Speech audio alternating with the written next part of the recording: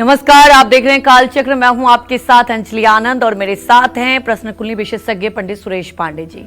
बहुत बहुत स्वागत है पंडित जी आपका। पक्षियों को पिलाएं पानी, मिलेगा महापुण्य, दूर होगी हर परेशानी।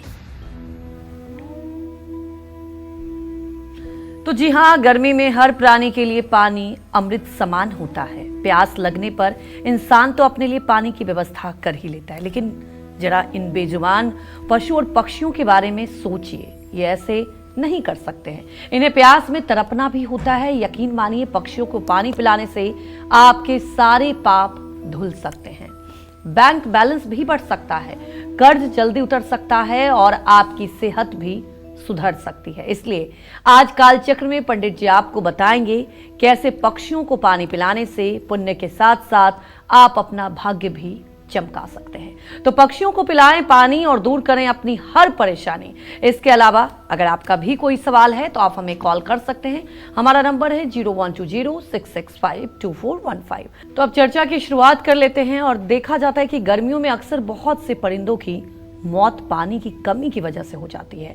और ऐसे में अगर आप भी इन बेजुबान पक्षियों को पानी पिलाएंगे तो ना सिर्फ आपको पुण्य मिलेगा, बल्कि कुंडली में बैठे कमजोर ग्रह भी आपको शुभ फल देगा।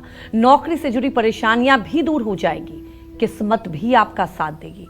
आखिर पानी पिलाने से कितना बड़ा पुण्य मिलता है और ये माना भी गया है हमारे शास्त्रों में, और ये पंडित जी से समझते हैं और जानते हैं कि इतना इसका महत्व क्यों है। बताएं पंडित जी।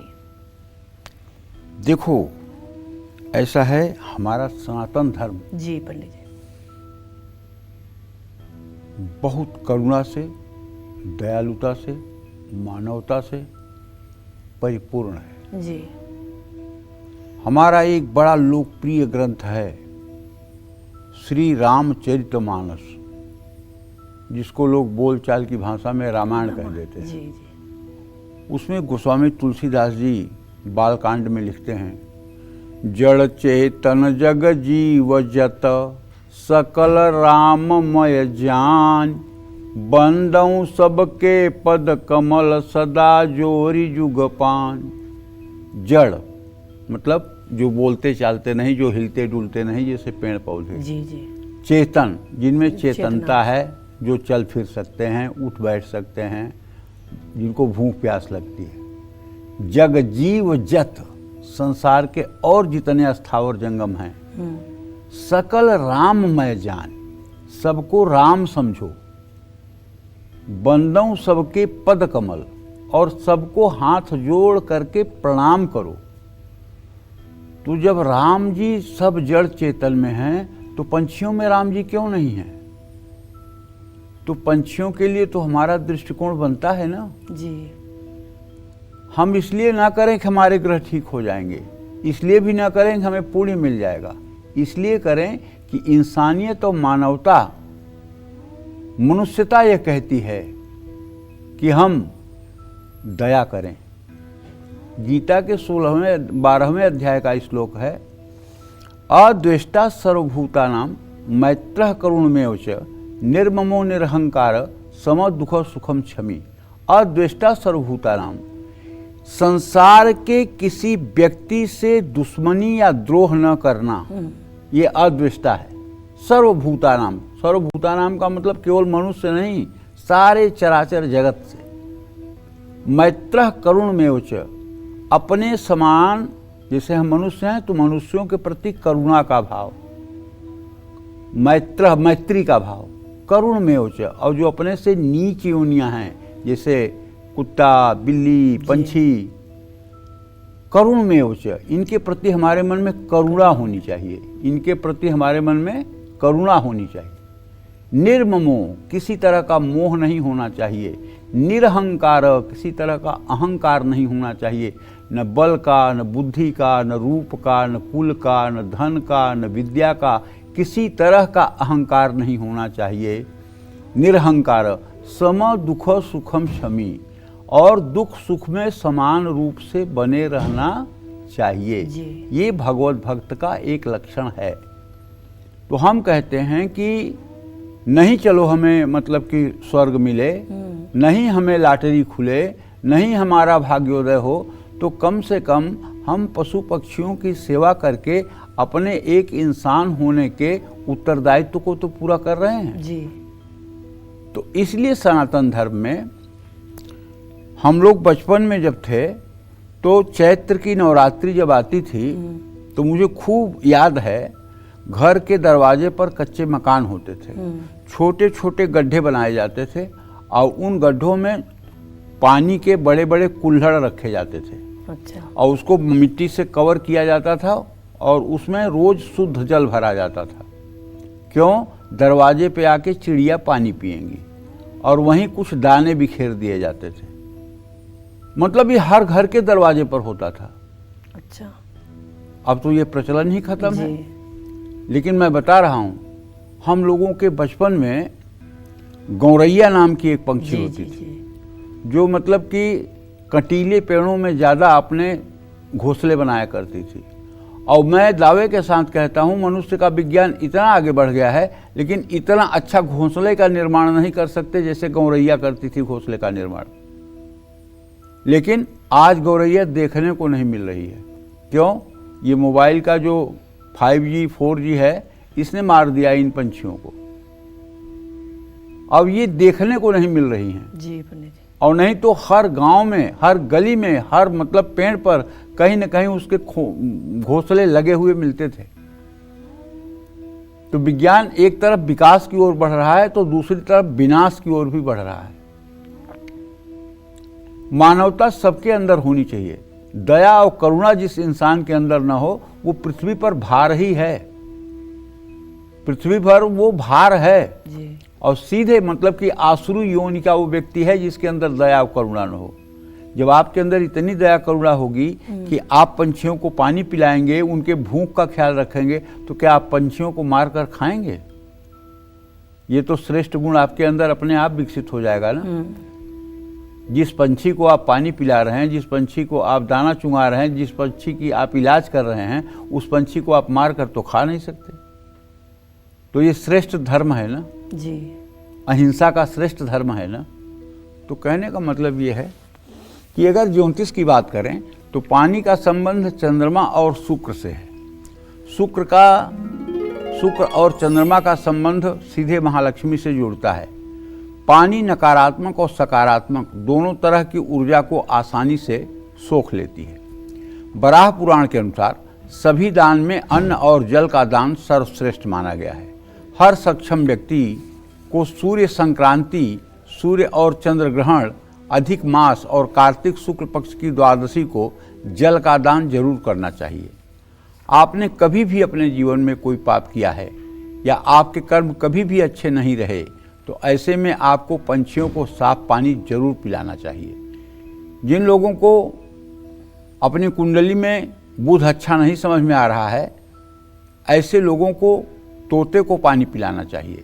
जिन लोगों के अपने माता पिता से अच्छे रिश्ते नहीं हैं, उनको तो पंछियों को हर रोज़ पानी पिलाना चाहिए। इससे नौकरी में आने वाली परेशानियां भी कम होंगी और पितरदोष के बुरे प्रभाव भी कम होंगे। ये तो रहे लाभ की बात।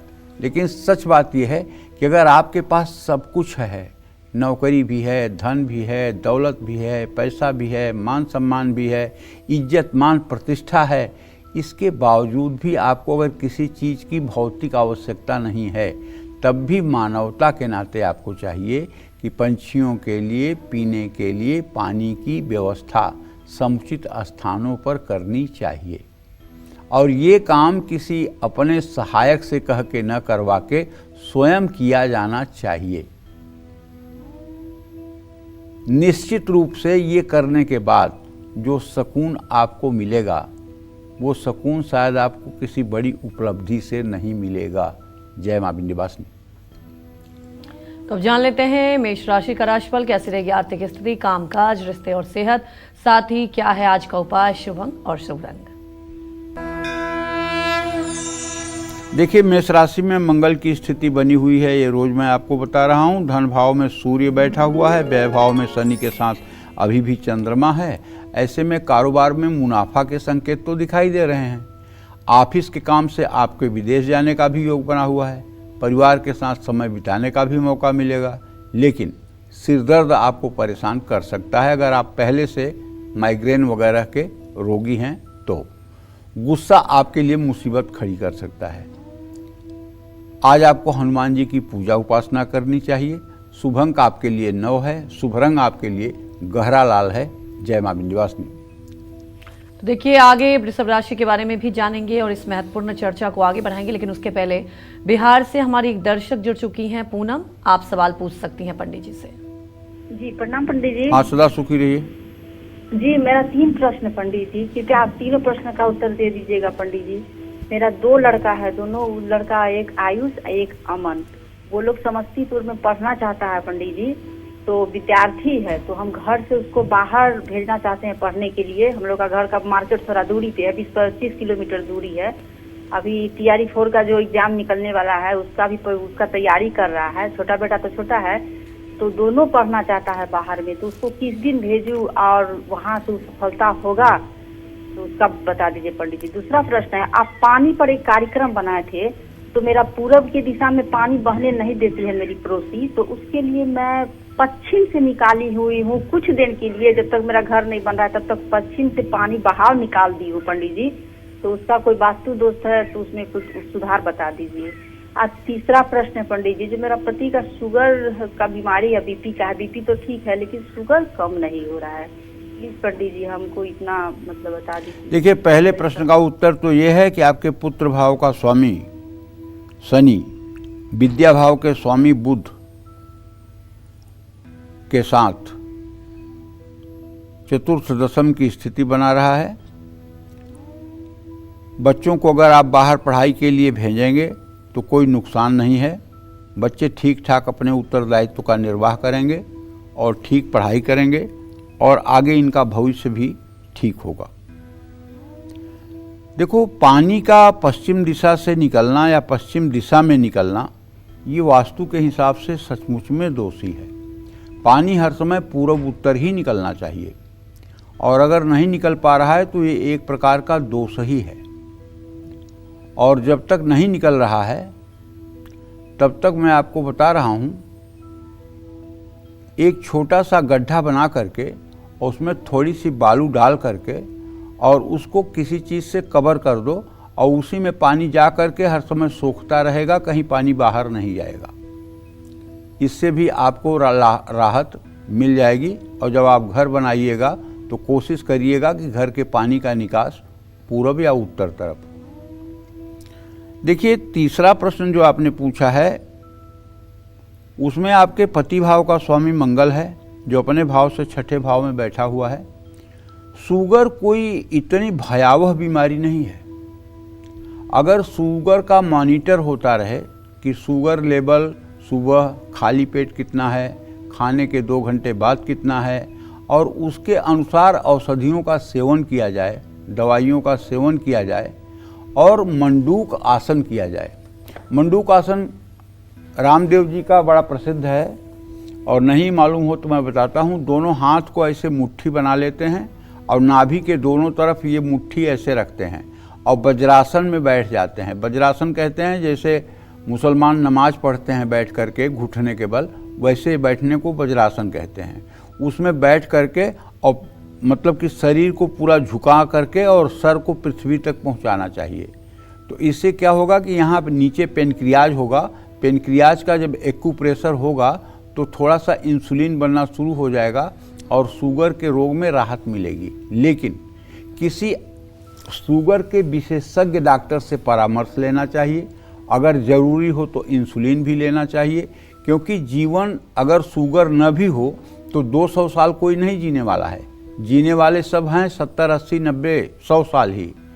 तो ऐसे में जितने दिन का जीवन है, सुरक्षित जीवन चले, उसके लिए औषधियों का सेवन आवश्यक है और औषधियों के सेवन से निश्चित रूप से लाभ मिलता है।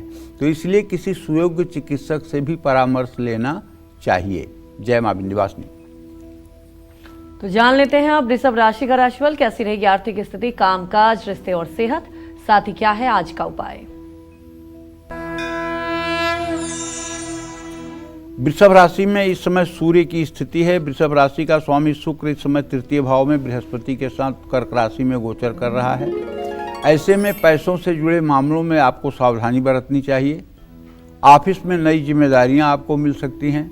पारिवारिक जीवन आपका सामान्य रहेगा। किसी बात को लेकर के परेशान हो सकते हैं। जल्दबाजी में कोई हस्ताक्षर या किसी के दबाव में कोई दस्तखत ना करें। आज माँ लक्ष्मी की पूजा करें। शुभ अंक आपके लिए 6 है। शुभ रंग आपके लिए सफ़ेद है। जय माँ विंध्यवासिनी। तो हमारी एक और दर्शक दिल्ली से जुड़ चुकी हैं, आप सवाल पूछ सकती हैं पंडित जी से। हेलो। हाँ, क्या नाम है बेटा? हेलो, मेरा पंडित जी प्रणाम, मेरा नाम प्रिया है, मैं दिल्ली से बोल रही हूँ। क्या नाम है? प्रिया। प्रिया जी। पंडित जी, मेरे 2 प्रश्न हैं और मेरे दोनों ही प्रश्न मेरे पति के लिए हैं। मेरा पहला प्रश्न है कि मेरे पति की नौकरी कब तक लग जाएगी और उसे पति कोई उपाय बताने की अच्छी और स्थायी नौकरी लग जाए। और दूसरा प्रश्न है पंडित जी, मेरे पति ने ऑनलाइन सेलिंग का काम शुरू किया है, उसमें वो टॉय मेटल कार बेचते हैं और वो भी ज्यादा अच्छा नहीं चल पा रहा है। तो इनको टॉय मेटल कार के अलावा और क्या क्या बेचना चाहिए कि हमें ऑनलाइन बिजनेस की फल जाए, उसमें सफलता मिल जाए? देखिए, जहाँ तक आपके पुत्र के नौकरी का प्रश्न है तो शुक्र और शनि दोनों ग्रहों का पंचम नवम मित्र साल है। आपके बेटे के नौकरी में किसी प्रकार की कोई अड़चन मुझे नहीं दिखाई दे रही है। ज़्यादा से ज़्यादा इसी साल के अंत तक आपका बेटा रोजगार परक हो जाएगा, इसमें कोई संदेह नहीं है। अगर कुछ करना चाहती हैं तो मैं आपसे बताना चाहूँगा, शनिवार की शाम पीपल के नीचे सरसों के तेल का दिया जलाइए और पीपल की 7 परिक्रमा करिए और भगवान वासुदेव पीपल से ये कहिए कि वो आपके बेटे को एक अच्छा रोजगार परक इंसान बना दे। ये उपाय अगर आपने फरवरी 2028 तक कर दी तो आपके बेटे का भाग्योदय हो ही जाएगा। जहाँ तक आपने अपने पति के बारे में पूछा है तो देखो, उसके बारे में तो प्रिया मेरा ये कहना है कि आपके सप्तम भाव का स्वामी बुध इस समय मिथुन राशि में बैठा हुआ है। उनके जीविका भाव का स्वामी बृहस्पति द्वितीय द्वादश का संबंध बना रहा है।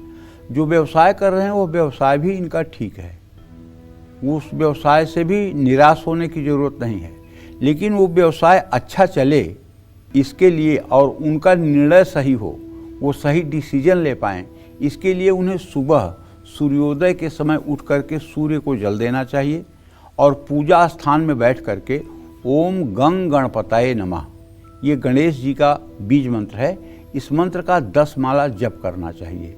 अगर ये मंत्र इन्होंने अपने जीवन में अंगीकार कर लिया और भगवान गणेश की पूजा करने लगे तो विश्वास करो कुछ ही दिनों में इनके जिंदगी के मतलब सुनहरे अवसर शुरू हो जाएंगे और कोई भी कार्य इनके लिए असंभव नहीं रह जाएगा। जानती हो, सुखी मीन जे नीर अगाधा, जिम हरि शरण न एक्को बाधा। जैसे बहुत जल के विशाल गहराई में कोई मछली सुरक्षित रहती है, उसी तरह से किसी इष्ट देव से जुड़ करके व्यक्ति सुरक्षित हो जाता है। अगर ये गणेश की उपासना करना शुरू कर दें और भगवान गणेश के प्रति श्रद्धा अपनी बढ़ाएं तो निश्चित रूप से जो भी करेंगे उसमें सफलता मिलेगी। जो भी निर्णय लेंगे वो सही होगा, कहीं किसी प्रकार से नुकसान की संभावना नहीं रहेगी। जय मां विंध्यवासिनी। तो हमारे एक और दर्शक जुड़ चुके हैं बिहार से, विश्वकर्मा, आप सवाल पूछ सकते हैं पंडित जी से। प्रणाम पंडित जी। हाँ, खुश रहिए। नाम बताइए। विश्वकर्मा कुमार, जन्म तिथि है 21 अक्टूबर 1989 जी। 191989, सुबह के 5 बजे जी। मेरा 3 प्रश्न है गुरु जी। पहला प्रश्न है, रोजगार करना है या नौकरी होगी? दूसरा प्रश्न है कि जमीन दिए हैं उसमें थोड़ा विवाद चल रहा है, वो कब तक खत्म होगा और अपना मकान कब तक बनेगा? और तीसरा और अंतिम प्रश्न है कि विवाह कब तक होगा? देखिए, आपने जो प्रश्न किया है विश्वकर्मा जी, तो आपके प्रश्न लग्न में सूर्य बैठा हुआ है और आपके 10वें भाव का स्वामी शनि है। शुक्र और शनि का पंचम नवम दृष्टि से इत्थसाल है। आपको चाहिए कि आप इलेक्ट्रॉनिक का या बिल्डिंग मटेरियल का या तेल गैस पेट्रोलियम से संबंधित किसी वस्तु का या इलेक्ट्रॉनिक का कोई व्यवसाय कर लें, उसमें आपको सफलता मिलेगी। दूसरा प्रश्न आपने ज़मीन के बारे में जो किया है कि ज़मीन का विवाद चल रहा है। ये विवाद समझौते के तरह आप हल कर सकते हैं। समझौते के तहत इस विवाद का आप हल निकाल सकते हैं। इसके योग भी जल्दी बनेंगे। समझौता कर लीजिए, मुकदमेबाजी से बाहर निकलिए, समझौता कर लीजिए। तीसरा प्रश्न आपने विवाह के लिए किया है, तो देखिए सूर्य से सप्तम भाव का स्वामी मंगल है। मंगल और शुक्र की स्थिति चतुर्थ दशम है। विवाह में आपके देर नहीं महादेर हो चुकी है।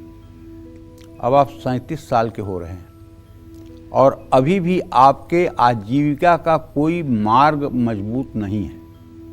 आप किसी काम में सक्षम नहीं हैं। इसी कारण से आपके सप्तम भाव का स्वामी अपने भाव से छठे भाव में बैठा हुआ है।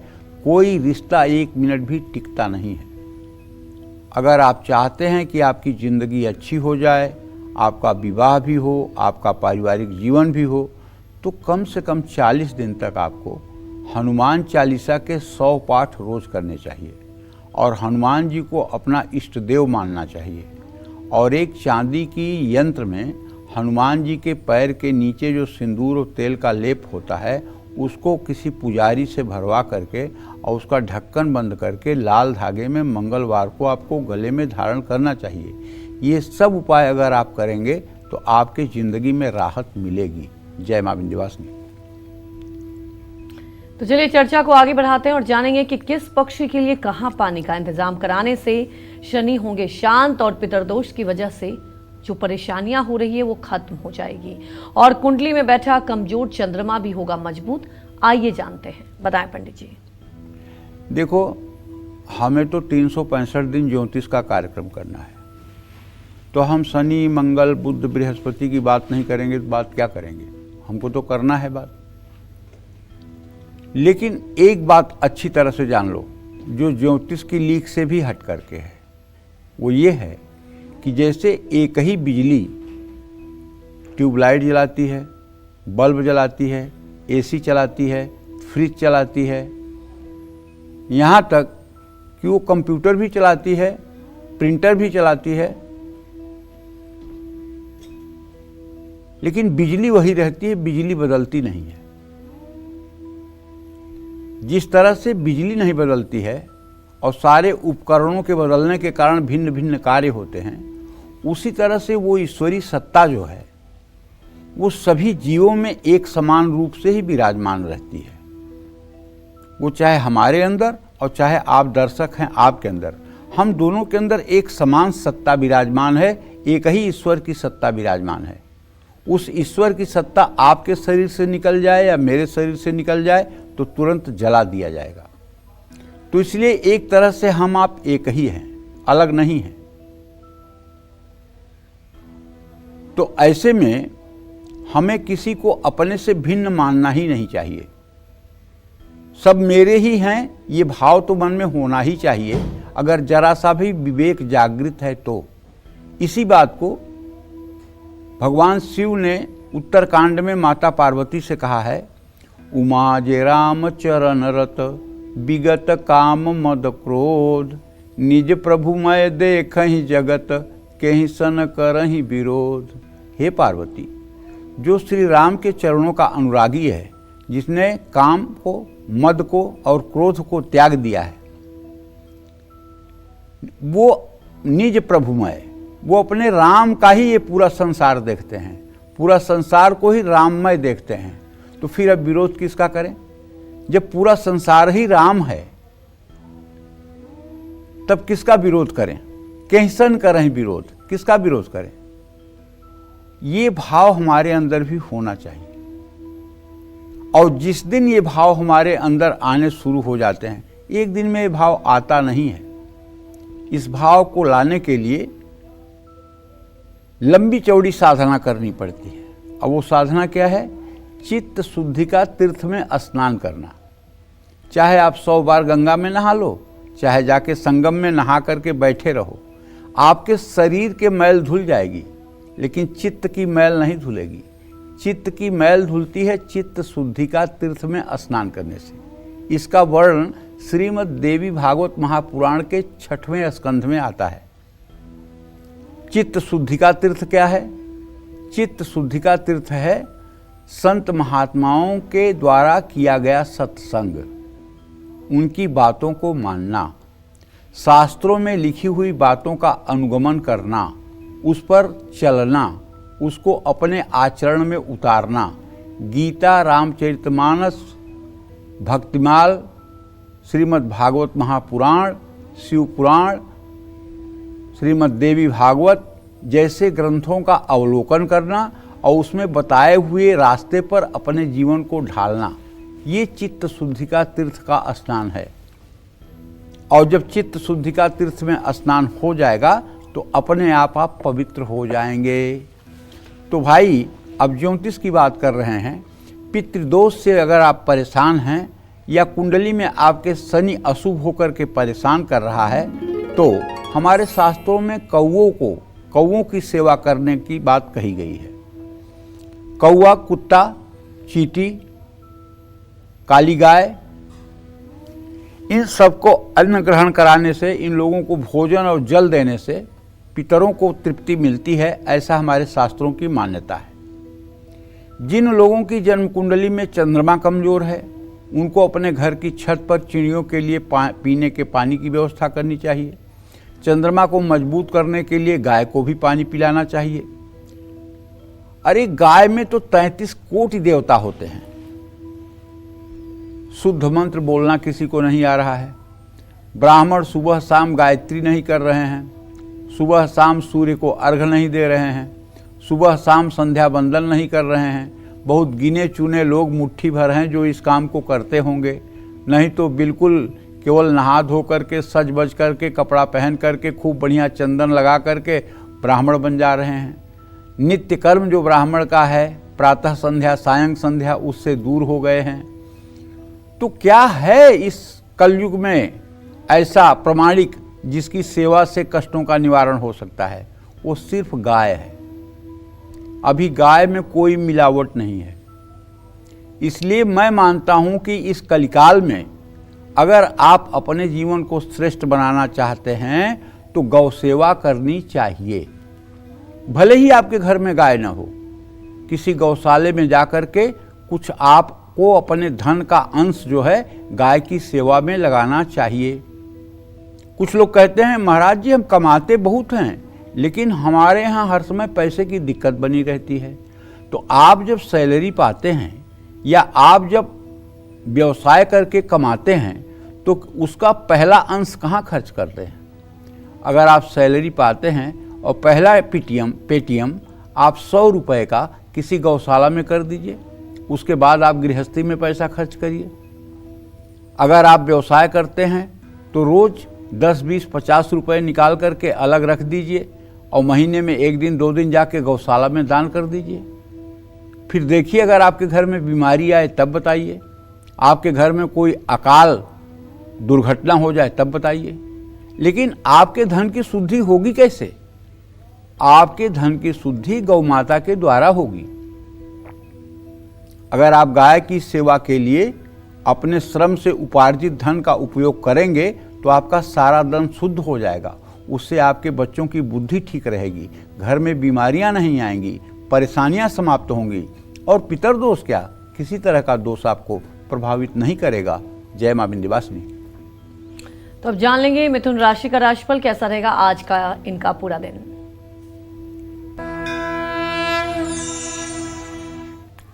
मिथुन राशि के जातकों को बताना चाहूंगा कि इस समय आपके राशि में स्वगृही होकर के बुध 18 अंश 36 कला पर गोचर कर रहे हैं और आपके धन भाव में उच्च का बृहस्पति शुक्र के साथ है। ऐसे में पैसों के मामले में तो दिन आपका मिला जुला रहेगा। नौकरी को लेकर के महत्वपूर्ण फैसला आप ले सकते हैं। किसी पुराने मित्र से मुलाकात भी होगी। आज आपका स्वास्थ्य बिल्कुल अच्छा रहेगा। एकाग्रता की कमी से काम बिगड़ सकते हैं। आज आपको केले के पेड़ में जल चढ़ाना चाहिए। शुभ अंक आपके लिए 7 है। शुभ रंग आपके लिए पीला है। जय मां विंध्यवासिनी। तो जान लेते हैं कर्क राशि का राशिफल कैसा रहेगा आज का इनका पूरा दिन।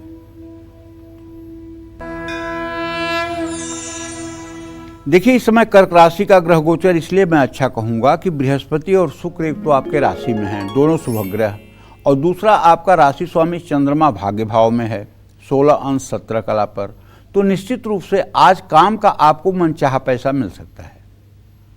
नौकरी में प्रमोशन का भी योग बन रहा है, अच्छा अप्रेजल मिल सकता है, परिवार के साथ घूमने का प्लान बनेगा। लेकिन यदि आप ब्लड प्रेशर के रोगी हैं तो चंद्रमा शनि एक साथ है, नेगेटिविटी आपके ब्लड प्रेशर को बढ़ा सकती है। इसलिए आपको अपने ब्लड प्रेशर पर अगर जरा सा भी बेचैनी हो तो ध्यान रखना चाहिए। उधार का लेन देन आज आपको नहीं करना चाहिए। शिवलिंग पर जलाभिषेक करना चाहिए। शुभ अंक आपके लिए 2 है, शुभ रंग आपके लिए क्रीम है। जय मां विंध्यवासिनी। में और कैसे पक्षियों को पानी पिलाने से आपकी हर मनोकामना पूरी हो सकती है और आपका भाग्य भी बदल सकता है, यही आज काल चक्र में आपको पंडित जी बता रहे हैं। और आप बात कर लेते हैं उन लोगों की जिनको अब तक संतान का सुख नहीं मिला, जो बेवजह कानूनी मामलों में फंसे हुए हैं, जो मंगल के अशुभ प्रभाव झेल रहे हैं। ऐसे लोगों को किस दिन पक्षियों को पानी पिलाना चाहिए, ये जानते हैं पंडित जी से। बताएं पंडित जी।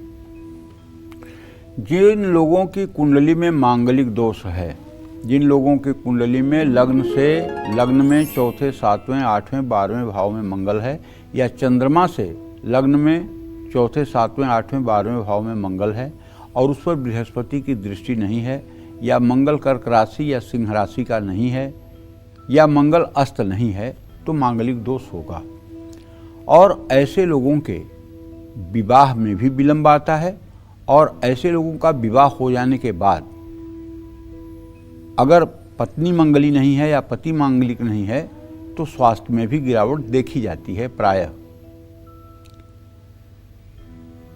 अगर आपके भी जीवन में ऐसा लगता है कि मंगल अशुभ प्रभाव डाल रहा है, मंगल के अशुभ प्रभाव को पहचानने के लिए आपको बताऊं, अगर आपके भाई बहन आपके दुश्मन हो जाएं तो आप मान लीजिएगा कि आपका मंगल खराब है। अगर आग से और बिजली से बार बार आपके घर में परेशानी हो रही है तो आप मान लीजिएगा कि आपका मंगल खराब है। अगर आपके ऊपर जो कर्ज हो गया है उसको आप उतार नहीं पा रहे हैं तो आप मान लीजिएगा कि आपका मंगल खराब है। और अगर कर्ज आप फटाफट उतार पाते हैं तो मान लीजिएगा कि मंगल आपका बहुत अच्छा है। तो अगर आपका मंगल खराब है, इन लक्षणों से आपको पता लग रहा है, तो हर मंगलवार को चिड़ियों के लिए पानी और मीठी रोटी की व्यवस्था करनी चाहिए। मंगल को मजबूत करने के लिए कांसे या तांबे के कटोरे में पानी भरकर रखना चाहिए। ऐसा करने से घर से वास्तु दोष के बुरे प्रभाव भी कम होने शुरू हो जाएंगे। आपके जीवन में अचानक कोई बड़ी परेशानी अगर आ गई है तो जौ या बाजरे के साथ पानी पंछियों के लिए रखें। पंछियों को पानी पिलाने से पानी पिलाने वाले की सेहत अच्छी रहती है। जिन लोगों के संतान नहीं हैं उनको हर रोज़ पंछियों को पानी जरूर पिलाना चाहिए। जो व्यक्ति छत पर नियमित पंछियों को पानी और दाना रखता है उसको संपत्ति का सुख जरूर मिलता है। जो लोग बिना गलती के किसी भी कानूनी मामले में फंस गए हैं उनको मिट्टी के बर्तन में पानी भरकर पंछियों के लिए रखना चाहिए और रोज़ पानी को बदल करके साफ पानी रखना चाहिए। इन सब चीज़ों से देखिए, एक बात आपको बताऊं, जैसे बूंद बूंद से घड़ा भरता है ना, वैसे जीव जंतुओं का भी आशीर्वाद लगता है, पशु पंछियों का भी आशीर्वाद लगता है। हित अनहित पशु पक्षी जाना। एक गाय को आप रोटी देना शुरू कर दीजिए 8 बजे रोज सुबह। अगर घड़ी के समय से वो 8 बजे आपके दरवाजे पर आके न खड़ी हो जाए तो आप कहिएगा, ठीक 8 बजेंगे वो आपके दरवाजे पर खड़ी मिलेगी। वो अपने समय की इतनी पंचुअल। और आपके दरवाजे पर गाय आकर के अगर जा रही है तो इसका मतलब कि आपका दुर्भाग्य आपसे दूर हो रहा है। इसी तरह से चिड़िया अगर आपके घर में आकर पानी पी रहे हैं या आपके द्वारा रखा हुआ पानी पी रहे हैं तो आपके दुर्भाग्य का सद्यः समन होगा, इसमें कोई दो राय नहीं है। देखिए, अगर इंसान के अंदर दया और करुणा नहीं है तो मैं तो कहूंगा ऐसे व्यक्ति का जीवन ही धिक्कारमय है। ऐसे व्यक्ति का जन्म लेना पृथ्वी पर भार है। सोच के देखिए, आप पशु पंछियों के लिए, वृक्षों के लिए, समाज के लोगों के लिए, अपने माता पिता के लिए, अपने भाई बहन के लिए आप कैसे हैं, जरा सोच के देखिएगा। सब अपने अपने बारे में सच्चाई जानते हैं, लेकिन जब बात आती है तो कहते हैं कि हमारे साथ कोई नहीं है, भाई बहन भी साथ नहीं देते, ससुराल वाले भी साथ नहीं देते, मैं बिल्कुल अकेला हूँ। लेकिन उनके मुंह से ये नहीं निकलता कि भगवान मेरे साथ है। और जिस दिन ये समझ में आ जाए कि मेरे साथ भगवान है, बाकी ये नश्वर संसार कुछ है ही नहीं है, उस दिन सारी बात बन जाएगी। जय मां विंध्यवासिनी। तो अब जान लेते हैं सिंह राशि का राशिफल कैसा रहेगा आज का इनका पूरा दिन।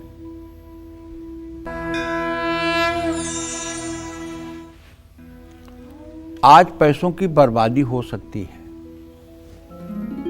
आज सिंह राशि के जातक को ज्यादा मेहनत करनी पड़ेगी। पारिवारिक जीवन में कुछ मतभेद भी हो सकते हैं। और भाई, ज्यादा गुस्सा आपकी सेहत को भी बिगाड़ सकता है। नई प्रॉपर्टी के पेपर्स अच्छे से जांच लें। घर में तांबे का सूर्य लगाएं। शुभ अंक आपके लिए 1 है। शुभ रंग आपके लिए सुनहला है। जय मां विंध्यवासिनी। तो अब जान लेते हैं कन्या राशि का राशिफल कैसी रहेगी आर्थिक स्थिति, कामकाज, रिश्ते और सेहत, साथ ही क्या है आज का उपाय।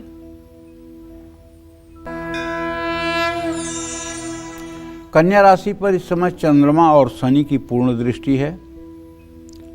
भाग्य भाव में आपके सूर्य है, आजीविका भाव में बुध है। ऐसे में सामाजिक कार्यों पर आपका धन खर्च हो सकता है। ऑफिस में सहकर्मी का साथ मिलेगा। नए रिश्ते बनेंगे और विवाह का प्रपोजल भी आएगा।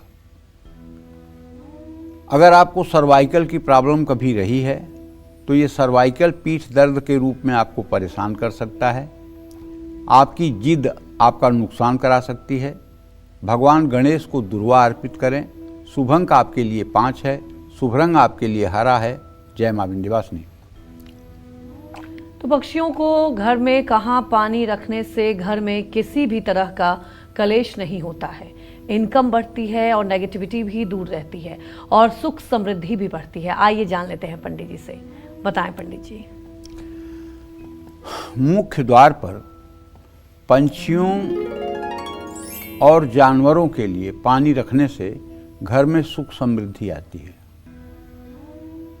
घर की दक्षिण पूर्व दिशा में पंछियों के लिए पानी का कटोरा रखने से परिवार के लोगों की आमदनी और आय के स्रोत में बढ़ोतरी होती है। घर की छत पर पानी भरकर रखने से घर में किसी भी तरह की नेगेटिविटी नहीं आती है। राहु दोष से भी आराम मिलता है। आपके घर में कलेश होता है तो लोग बहुत बीमार रहते हैं, तो अपने घर की बालकनी में पंछियों के पीने के पानी की व्यवस्था करें। जो लोग अपने घर के आंगन में पंछियों के लिए पानी रखते हैं, ऐसे लोगों के घर में बरकत आती है और माँ लक्ष्मी प्रसन्न होती है। ऐसा करने से कर्ज से भी जल्दी मुक्ति मिलती है। एक बात आपको बताऊं कि ये सनातन धर्म का देश है और भारत भूमि है। यहाँ एक से एक दानवीर कर्ण, एक से एक दानी, एक से एक धर्मात्मा इस पृथ्वी पर अवतरित हुए। और आज भी अगर बुराई बढ़ी है तो अच्छाई भी है, चाहे कम मात्रा में ही हो, अच्छाई भी है और अच्छे लोग भी हैं। केवल बुरे लोग नहीं हैं। केवल बुरे लोग अगर होते तो ये पृथ्वी कब की पाताल में चली गई होती। कुछ अच्छे लोग हैं जिनके पुण्य और प्रताप से, संतों के पुण्य प्रताप से ये पृथ्वी टिकी हुई है। जब तक असली नोट नहीं होगा तब तक उसका नकली नहीं बन सकता। असली नोट का ही नकली बनता है। तो इसलिए अच्छे लोग भी हैं। उन्हीं अच्छे लोगों के आड़ में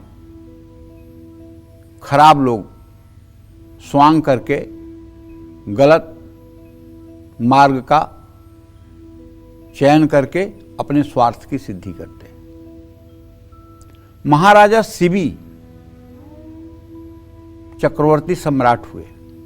एक दिन सिंहासन पर बैठे थे, एक कबूतर आकर के उनके गोंद में बैठ गया और उनके महल में एक बाज पंछी आकर के बैठ गया, ईगल। उसने कहा, हे राजन, ये मेरा आहार है, इसे छोड़ दो। राजा ने कहा, ये मेरा शरणागत है, मैं इसके जीवन की रक्षा करूंगा। बाज पंछी ने कहा कि आप मेरी भूख को नहीं समझ रहे हैं, मेरा तो आहार ही भगवान ने नियत किया है पंछियों को मारकर खाना, तो मैं और क्या खाऊंगा। मेरे लिए तो ये नियति है कि मैं पंछियों को ही मार के खाता हूँ, पंछी ही मेरे आहार हैं, इसलिए मैं भूख से व्याकुल हूँ। मेरे इस पाप को आपको सहन करना पड़ेगा, ये दोष आपको लगेगा, इसलिए मेरा आहार आप वापस कीजिए। महाराज शिबी ने कहा कि ठीक है, तुम्हें भूख ही लगी है ना, मांस ही खाना है ना, तो जितना कबूतर का वजन है उतना मैं मांस अपने शरीर का तुम्हें देता हूँ, तुम खा करके संतुष्ट हो जाओ। ईगल बोला ठीक है, बाज बोला ठीक है। एक तराजू पर कबूतर को रखा गया, दूसरे तराजू पर महाराज शिबी अपने मांस को काट करके रखते गए, लेकिन तराजू पर कबूतर का वजन इतना ज़्यादा हो गया कि महाराज शिबी को स्वयं जाकर के तराजू पर बैठना पड़ा। जब महाराजा शिबी स्वयं जाकर तराजू पर बैठ गए तो वही बाज पक्षी इंद्र के रूप में प्रकट हुआ। यमदेव आ गए और महाराजा शिबी की प्रशंसा की, उनके दान वीरता की प्रसन्नता की। सोचो, एक पंछी के लिए अपना जीवन दान दे देना, ये सनातन धर्म की संस्कृति है, ये सनातन धर्म की संस्कृति है। एक पंछी को बचाने के लिए अपने को बलिदान कर देना, ये सनातन धर्म की संस्कृति है।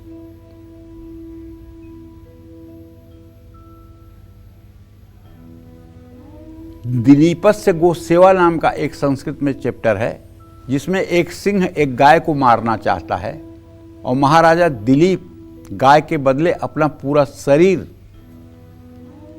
सिंह के सामने प्रस्तुत करते हैं कि तू मुझे खा ले और इस गाय को छोड़ दे। ये है सनातन धर्म का उत्कर्ष और ये है सनातन धर्म की श्रेष्ठता। इसीलिए इतने उतार चढ़ाव आए हैं इस धर्म के अंतर्गत, लेकिन ये अपने स्वरूप में आज भी बना हुआ है। इसलिए हमें गर्व होना चाहिए कि हम सनातनी हैं, लेकिन तब हम सनातनी रहेंगे जब सबके प्रति हमारे मन में दया, प्रेम और करुणा का भाव रहेगा। सबके प्रति हमें दया, करुणा और प्रेम रखना है और त्याग की भावना हमारे अंदर होनी चाहिए। जय मां विंध्यवासिनी। तो अब जान लेते हैं तुला राशि का राशिफल कैसा रहेगा आज का इनका पूरा दिन।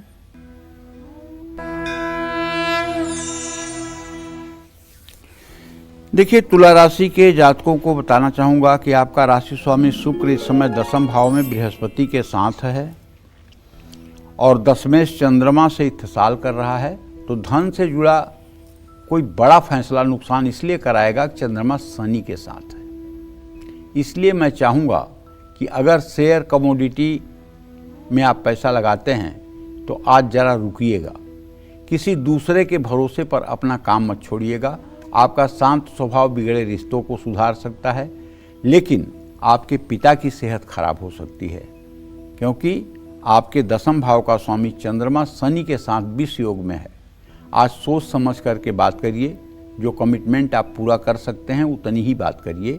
कच्चे दूध से शिवलिंग का अभिषेक करिए। शुभ अंक आपके लिए 6 है, शुभ रंग आपके लिए गुलाबी है। जय मां विंध्यवासिनी। हमारे एक दर्शक रुड़की से सीमा जुड़ चुकी हैं। सीमा, आप सवाल पूछ सकती हैं। राधे राधे पंडित जी। राधे राधे। पंडित जी, मेरे 2 सवाल हैं। मेरे 2 बच्चे हैं। पहली बेटी वसुंधरा, उसकी जन्म तिथि है 23 अक्टूबर 2000, सुबह 9:45 रुड़की में। और बेटा है कपिराज, उसकी है 26 सितंबर 2006, रात को 8:31 पर। पंडित जी, मेरी बेटी PhD कर रही है और उसने अभी प्रवक्ता का एग्जाम देना है संडे को, तो मैं जानना चाहती हूँ कि उसकी आगे की लाइफ कैसी रहेगी, उसकी सरकारी नौकरी होगी या नहीं। और बेटा जो है वो अभी ग्रेजुएशन कर रहा है, तो मैं उसके भविष्य के बारे में भी आपसे जानना चाहती हूँ। आप कैसा मार्गदर्शन करें मेरा। सीमा, आपके बेटी का भाग्य बहुत ही अच्छा है और उसकी पीएचडी की पढ़ाई भी बहुत अच्छे से पूरी होगी। उसकी आजीविका भी उच्च शिक्षा के क्षेत्र में शिक्षक के रूप में होगी।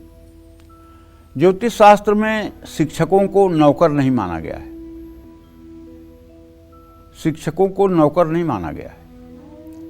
शिक्षा देना ये अपने आप में एक बड़ी बात है।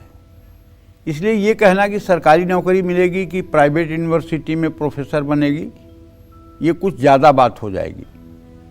लेकिन ये दावे के साथ कह सकता हूँ कि उसकी आजीविका बहुत अच्छी और बहुत श्रेष्ठ होगी और बहुत सम्मानित तरीके से वो अपना जीवन यापन करेगी। जहाँ तक सीमा आपने अपने बेटे के बारे में प्रश्न पूछा है, तो उसके बारे में आपको बताना चाहता हूँ कि आपके पुत्र भाव का स्वामी चंद्रमा शनि के साथ है। बेटे में बहुत ज़्यादा नकारात्मक विचार रहते हैं, अपने लाइफ को लेकर के, अपने एजुकेशन को लेकर के, अपने फ्यूचर को लेकर के, इसके अंदर बहुत नकारात्मक विचार आते हैं। आपको चाहिए कि आप अपने बेटे से कह करके ओम नमः शिवाय का रोज़ 5 मिनट सुबह शाम जप करवाना शुरू करिए, जिससे उसके अंदर पॉजिटिविटी आए, जिससे वो अपने लक्ष्य को निर्धारित कर पाए और जिससे वो अपने जीवन को आगे बढ़ाने में एक दृढ़ निश्चय और संकल्प करके आगे बढ़ पाए। ओम नमः शिवाय का जप करने से, भगवान शिव की पूजा करने से उसकी नेगेटिविटी दूर होगी, उसकी नकारात्मक ऊर्जा दूर होगी और वो सफलता की सीढ़ियों पर चढ़ेगा। जय मां विंध्यवासिनी। पंडित जी, आपने हमारे दर्शकों को पक्षियों को पानी पिलाने के फायदे बताएं। अब जरा उन्हें यह भी बताएं कि जब वो पानी पिलाएं तो किन सावधानियों को ध्यान में रखें, किस तरह से पिलाएं। देखिए, सावधानी की क्या बात है। अगर हम किसी को पानी पिला रहे हैं तो हमें इस बात का ध्यान रखना चाहिए कि जो लोग अपने घर की छत पर पंछियों के लिए पानी और दाना रखते हैं, ऐसे लोगों को थोड़ा सावधानी से काम ये करना चाहिए। घर की छत पर राहु का आधिपत्य होता है। छत पर पंछियों के लिए दाना पानी रखते हैं तो पंछी गंदगी भी फैलाते हैं, बीट्स वगैरह करते हैं। ऐसे में समय समय पर आप अगर इस गंदगी को साफ नहीं करेंगे तो आप पर राहु का अशुभ प्रभाव भी पड़ेगा, क्योंकि जहाँ गंदगी होती है वहाँ राहु अपना प्रभाव, अशुभ प्रभाव डालता है। जिन घरों में पंछियों के पीने के पानी गंदा रहता है, उनके परिवार में सुख शांति का वास नहीं रहता है। जिन लोगों की कुंडली में चंद्रमा वृषभ राशि में हो, उनको पानी का दान नहीं करना चाहिए। जिन लोगों का शुक्र मीन राशि में हो, उच्च का हो, उनको भी पानी का दान नहीं करना चाहिए। देखिए, कहने का मतलब ये है कुल मिलाकर के कि अगर आप छत पर पानी रखते हैं या बालकनी में पानी रखते हैं तो ठीक है, लेकिन रोज़ बालकनी की सफाई होनी चाहिए और रोज़ छत की सफाई होनी चाहिए। छत पे भी रोज़ झाड़ू लगना चाहिए। बीट्स और गंदगी नहीं होनी चाहिए। और हाँ, एक बात और कहना चाहता हूँ, कुछ लोग घर की छत पर खराब दरवाज़ा, खराब चौखट, जलावनी की लकड़ी, ये सब चीज़ें भी रख लेते हैं। अरे मैं नहीं कह रहा हूँ शहरों में रखते हैं, लेकिन गाँव में मैंने देखा है लोग रख लेते हैं।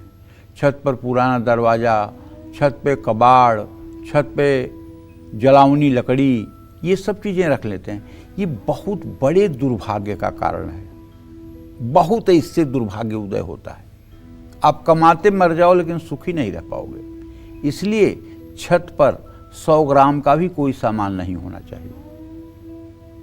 कुछ भी छत पर नहीं रखना चाहिए। अगर छत पर रखने की इच्छा हो तो सुंदर सुंदर फूल के गमले, तुलसी के गमले, ये सब आप रख सकते हैं, बशर्ते उसकी देखरेख, उसमें पानी की समुचित व्यवस्था समय समय पर आपको करते रहना चाहिए। जय मां विंध्यवासिनी। तो हमारे एक दर्शक किरण जुड़ चुकी हैं। किरण, आप सवाल पूछ सकती हैं। पंडित जी प्रणाम। हाँ, सदा सुखी रहिए। पंडित जी, मेरा एक छोटा भाई है जी जिसका जन्म तिथि 10/1/1977 है जी। पंडित जी, वो स्वास्थ्य से बहुत परेशान है। हार्ट की भी थोड़ी प्रॉब्लम हो गई है और एक काम किया था छोटा सा, उसमें भी उसका काफी नुकसान हो गया है। उसका भाग्य और भविष्य कैसा रहेगा? और एक दूसरा प्रश्न, उसकी एक बेटी है जिसका जन्म तिथि 1/3/2006 है, रिया नाम है। उसका पढ़ाई लिखाई और आगे उसका भविष्य कैसा रहेगा, यही जानना था पंडित जी। देखिए, भाई के बारे में तो बता दूं कि जो आपने प्रश्न किया है ना, तो आपके भातृभाव का स्वामी सूर्य मंगल से द्वितीय द्वादश है। न तो स्वास्थ्य साथ दे रहा है, न तो भाग्य साथ दे रहा है। स्वास्थ्य भी खराब है, भाग्य भी खराब है। दोनों स्थितियों में इनको चाहिए कि ये नित्य ओम हंग हनुमताय नमः इस मंत्र का अगर 10 माला जब सुबह शाम करें, पंचमुखी हनुमान जी का चित्र लगा करके, उन्हें लाल चंदन अर्पित करके, लाल फूल अर्पित करके, धूप दीप जला के अगर ये उपासना करें तो कुछ दिनों के अंदर उनका स्वास्थ्य भी ठीक हो जाएगा और उनके रोजी रोटी की भी व्यवस्था हनुमान जी की कृपा से हो जाएगी। लेकिन ये उपाय इन्हें काफ़ी दिनों तक करना होगा क्योंकि इनकी ग्रह स्थिति बहुत कमज़ोर है। जहाँ तक आपने अपने बेटी के बारे में प्रश्न पूछा है, रिया के बारे में प्रश्न पूछा है, तो उसके बारे में बताना चाहता हूँ कि आप चिंता मत करिए, उसका भाग्य भविष्य अच्छा है, वो सुखी रहेगी और उसका अच्छा जीवन व्यतीत होगा। बेटी से कहिए कि वो सोमवार को शिव मंदिर जा कर के जल दूध बेलपत्र धूप दीप जलाया करे और हो सके तो एक केला या सेब का भोग भी शिवलिंग पे चढ़ाया करे और कपूर से आरती किया करे। अगर ये सोमवार का सिलसिला उसने शुरू कर दिया तो बहुत जल्दी उसके जीवन में आपको चमत्कारिक परिवर्तन दिखाई देंगे। जय मां विंध्यवासिनी। तो जान लेते हैं वृश्चिक राशि का राशिफल कैसा रहेगा आज का इनका पूरा दिन।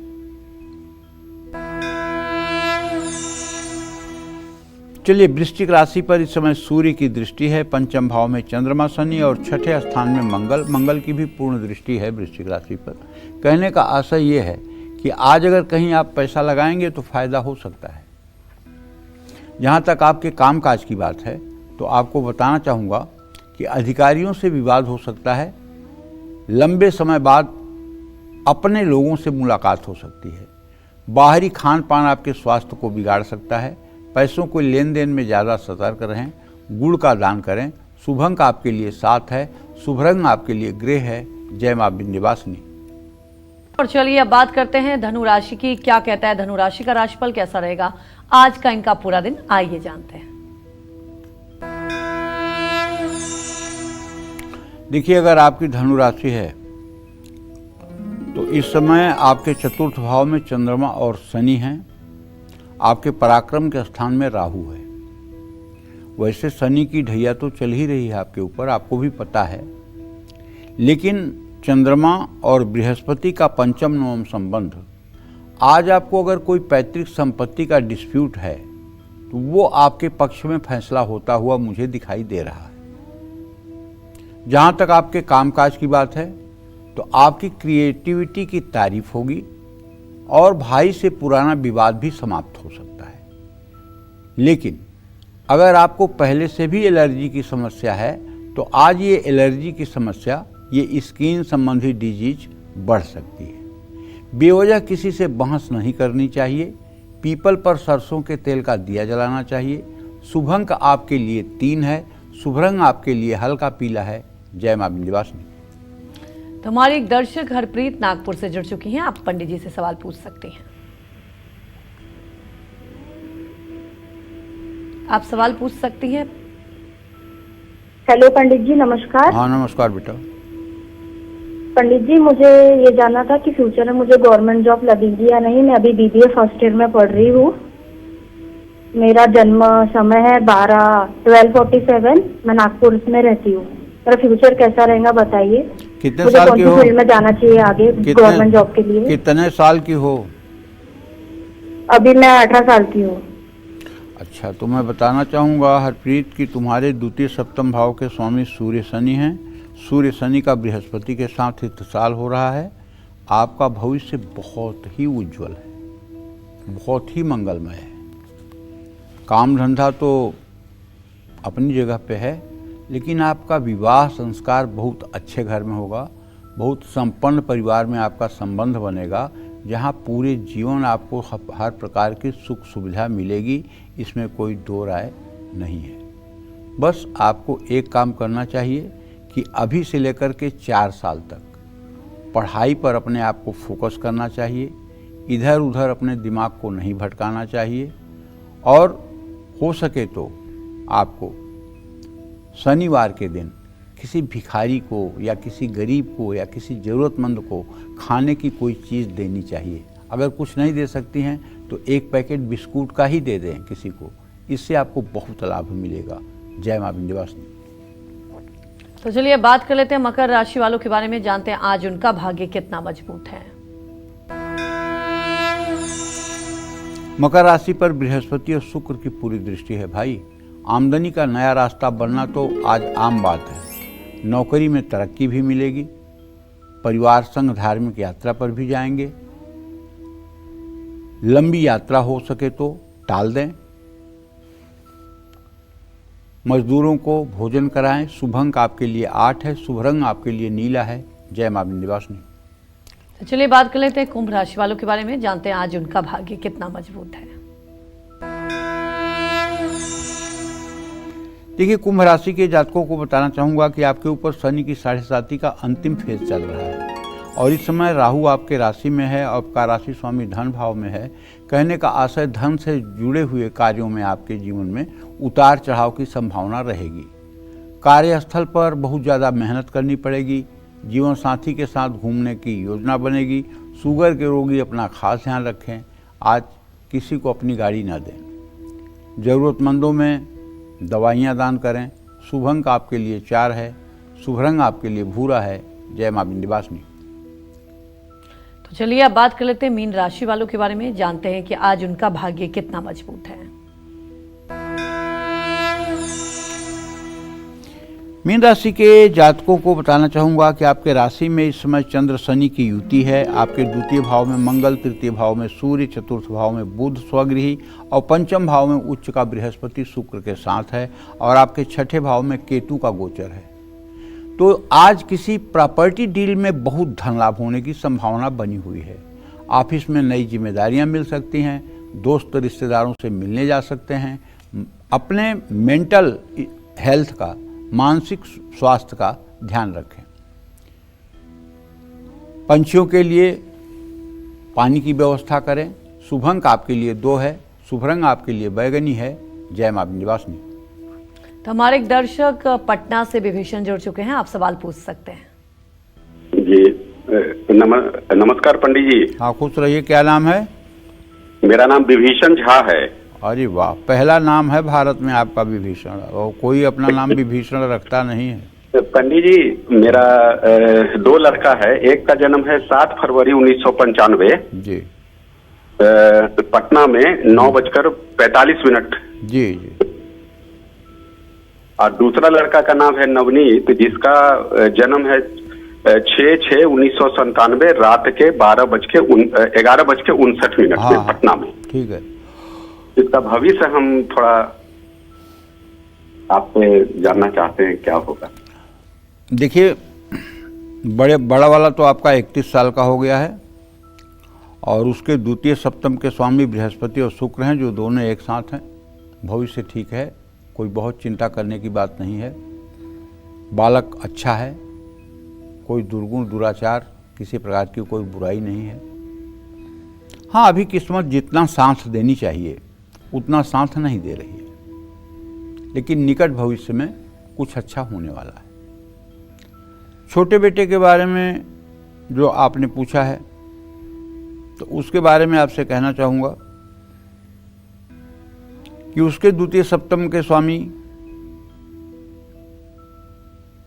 शुक्र और बृहस्पति हो रहे हैं। उनका इत्तिसाल है। ये बहुत क्रिएटिव है, बहुत एम्बिशियस है, बहुत महत्वाकांक्षी है। अगर ये भगवान श्री हरि विष्णु कृष्ण की उपासना करे तो इसका भी जीवन बहुत अच्छा रहेगा। जय मां विंध्यवासिनी। पंडित जी अब जल्दी से वो खास उपाय बताएंगे और वो खास उपाय है नमक के। पंडित जी से हम जानेंगे कि जिसे करने से किस्मत के बंद दरवाजे खुल सकते हैं और कैसे, बताएं पंडित जी। देखो, नमक बहुत बड़ी चीज़ है। सनातन धर्म में सबसे बड़ी गाली है नमक हराम। सबसे बड़ी गाली है नमक हराम। अगर किसी को नमक हराम कह दिया जाए तो इससे बड़ी गाली किसी के लिए हो नहीं सकती। तो नमक का उपाय ये है कि अगर जीवन में आपके पैसों की तंगी बढ़ गई है तो कांच की बोतल में समुद्री नमक भरकर इसमें 1 लौंग डाल करके आपको अपने किचन में छिपा के रख लेना चाहिए। और अगर आपको अपने परिवार से छोटी बातों में तनाव आता है तो हर रोज़ पानी में थोड़ा सा समुद्री नमक, थोड़ा सा डाल करके आपको स्नान भी करना चाहिए। कार्य क्षेत्र में अगर आप हमेशा दबाव में काम करते हैं तो आपको नमक का सेवन कम से कम करना चाहिए। अगर घर में बाथरूम गलत दिशा में बना हुआ है तो बाथरूम में कांच के बर्तन में साबुत समुद्री नमक रख करके उसको समय समय पर बदलते रहना चाहिए। अगर आपकी कुंडली में मंगल कमज़ोर है तो समुद्री नमक का उपाय कर सकते हैं, लेकिन अगर कुंडली में चंद्रमा कमज़ोर है तो समुद्री नमक का उपाय नहीं करना चाहिए। जय मां विंध्यवासिनी। पंडित जी, हमारे दर्शकों को इतनी महत्वपूर्ण जानकारी दी, आपका बहुत बहुत धन्यवाद। धन्यवाद।